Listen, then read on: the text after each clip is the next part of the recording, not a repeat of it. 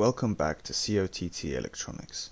Today we'll be having lengthy discussions about the channels, which, as you can probably remember, is a menu type featured on our device. Each channel, for instance, is marked with a specific number, which can serve as a shortcut when entered on the remote. EPG ID, on the other hand, allows the system to review the dates on which specified channels can be featured, the exact times of which can be visually represented in the program guide, which can be cleared immediately with the clean button if not configured correctly.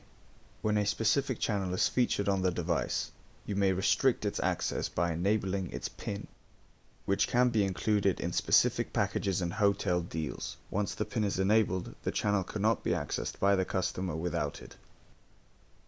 The genre button in the upper right corner helps you organize the channels even further and correctly label them according to their genres, so it may appear on the actual device. For each genre, you may create a new genre code or change the existing one. If you would like to create a new channel, you can select one from the New Plus option, along with its name and number on the remote. Make sure to provide names and titles for all the languages you have available.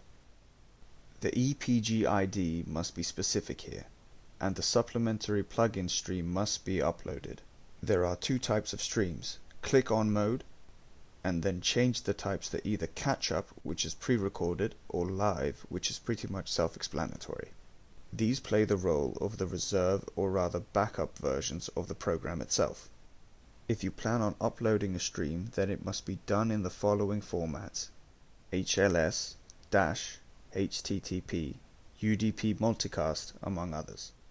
It's worth noting that the catch-up option indicates the recording days, which denotes how long the catch-up has been recording, so we know exactly what it's making up for. Thank you for watching, and for more helpful videos from COTT Electronics, please visit our channel.